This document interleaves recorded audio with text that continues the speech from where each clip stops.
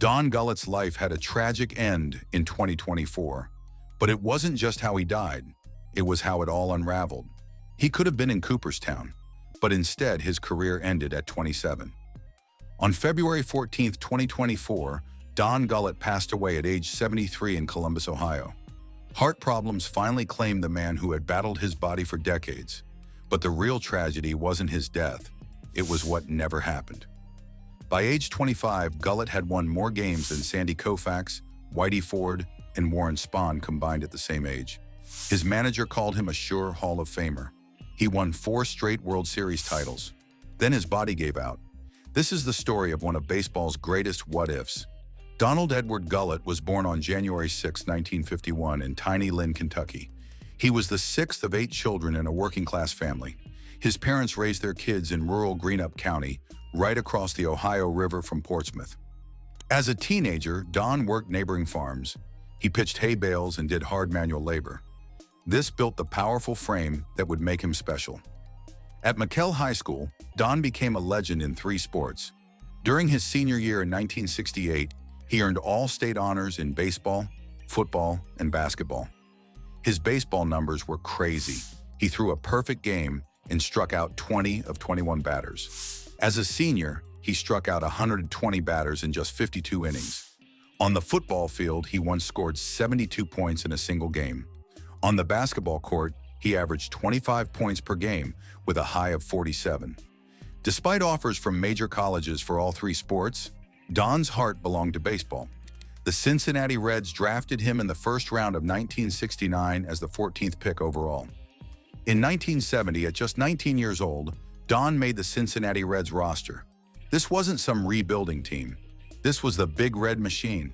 His MLB debut came on April 10, 1970, in relief against the San Francisco Giants. In his rookie season, he went 5-2 with a 2.43 ERA and 6 saves. On August 23rd, he tied a National League record by striking out 6 straight batters in relief. The Reds made the World Series that year. The 19-year-old Gullett pitched 6 2/3 innings against Baltimore, allowing just 1 earned run. In 1971, Don moved into the starting rotation. At age 20, he went 16-6 and led the National League with a 727 winning percentage. Manager Sparky Anderson limited the young fireballer to 100 pitches per game, way ahead of its time. Anderson saw something special. He compared Don to Sandy Koufax early in his career. By 1974, Anderson called the battery of Gullett and Johnny Bench the only Hall of Fame battery active in baseball today. But 1972 brought Don's first major health scare. He got hepatitis and had his only losing record season. Despite this, he bounced back in the World Series, allowing just 1 earned run in his Game 4 start. In 1973, Don started slow because of lingering hepatitis effects.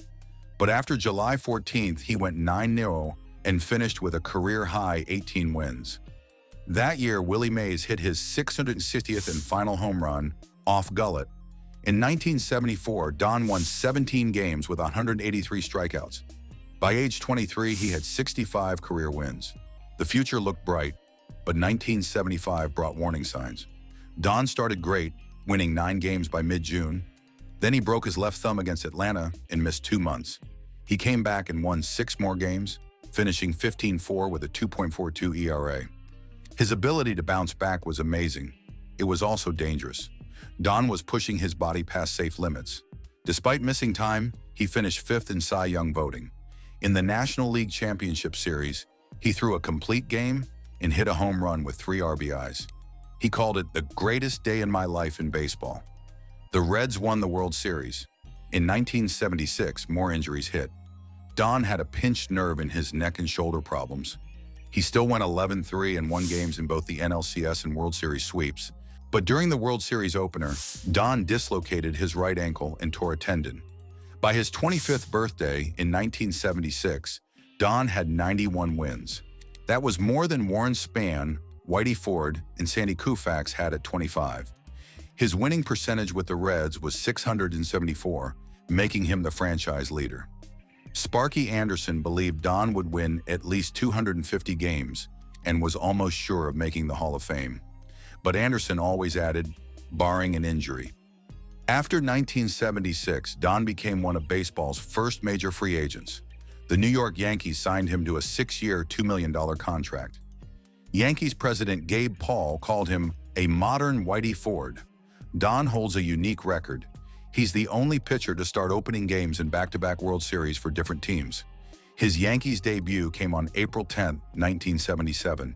Despite shoulder problems, he went 14-4 and led the American League with a .778 winning percentage. But the injuries kept coming. He sprained his ankle and pulled a neck muscle after slipping on the mound. Later, he missed 6 weeks with a sore shoulder. The Yankees won the World Series against the Dodgers. Don had his second straight title. But 1978 would be different. Don's shoulder problems got much worse. He made just 8 appearances all season. His last Major League appearance came on July 9, 1978, against Milwaukee. He couldn't get out of the first inning. On September 29, 1978, doctors operated on Don's shoulder. They found a double tear of his rotator cuff. The surgery was performed by Dr. Frank Jobe, a pioneer in baseball surgery. Even Jobe said the injury was more severe than he had expected. Don was 27 years old. His career was over. The Yankees released him in 1980. He never pitched professionally again.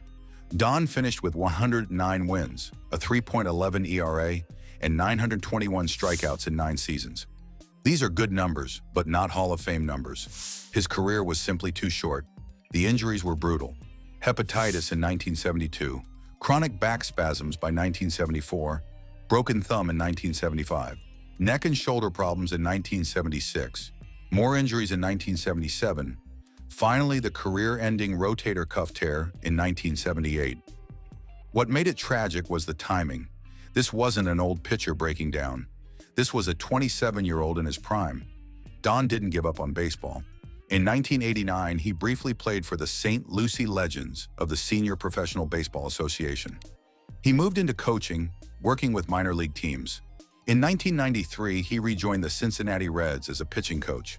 He held the job until 2005. The Reds inducted him into their Hall of Fame in 2002. Don's personal life had challenges too.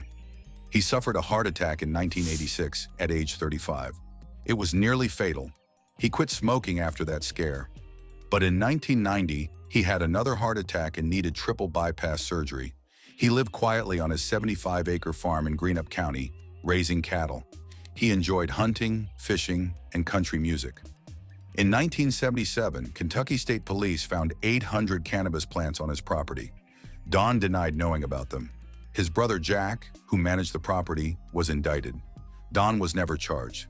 Through all the health problems, Don remained respected in baseball.